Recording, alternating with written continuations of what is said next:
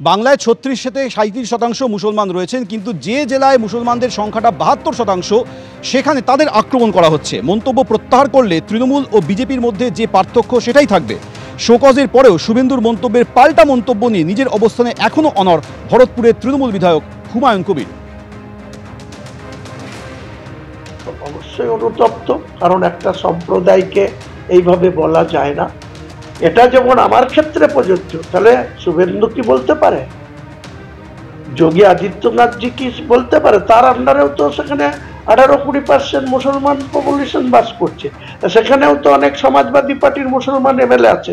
কটা এমএলএ কে যোগী আদিত্যনাথের ক্ষমতা প্রয়োগ করে রাস্তায় বাইরে ফেলে দিয়েছে। আমাদের বাংলায় যদি এমন দিন আসে যে বিজেপিকেই হিন্দুরা ক্ষমতায় আনবে, তা ভারতবর্ষের অন্যান্য জায়গার মুসলমানরা যেরকম বেঁচে আছে দুঃখ নিয়ে কষ্ট নিয়ে, আমরাও না হয় খাই থাকবো। কিন্তু মনে রাখতে হবে, ভারতবর্ষের অন্যান্য রাজ্যে মুসলিমের সংখ্যা আর বাংলায় মুসলিমের সংখ্যা আধারে আধারে চলে গিয়েছে 36%, 36-37%।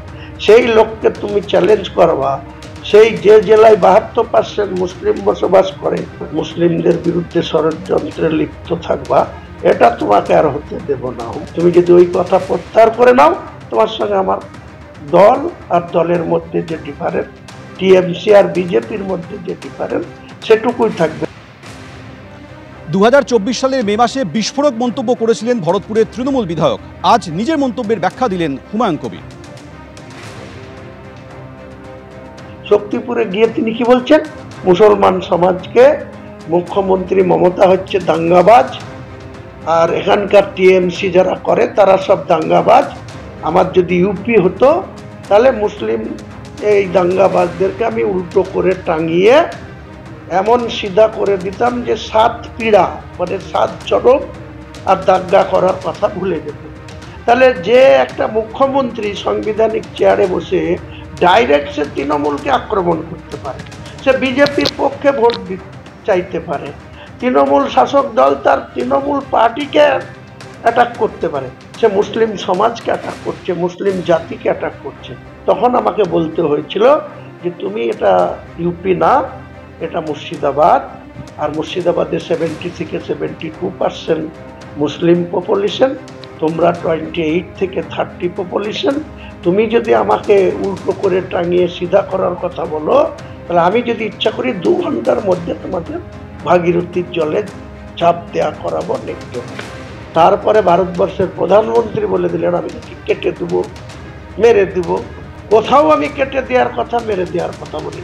ওনার কথার পরিপ্রেক্ষিতে আমি 24 ঘন্টা পরে আমি শক্তিপুরেই একটা মিটিংয়ে বলেছিলাম।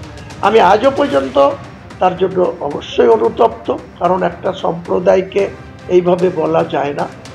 এটা যেমন আমার ক্ষেত্রে প্রযোজ্য, তাহলে শুভেন্দু কি বলতে পারে? 2024 সালের মে মাসে হুমায়ুন কবিরের যে মন্তব্য ভাইরাল হয়েছিল, শুনে নেব সেই মন্তব্য। ধানে কত চাল হয়, 2 ঘন্টার মধ্যে তোমাদেরকে যদি ভাগীরথীর গঙ্গায় না ফেলতে পারি, রাজনীতি থেকে সরে যাব, শক্তিপুর এলাকায় বসবাস করা বন্ধ করে দেবো। এটা তোমরা হাতির পা দেখেছো।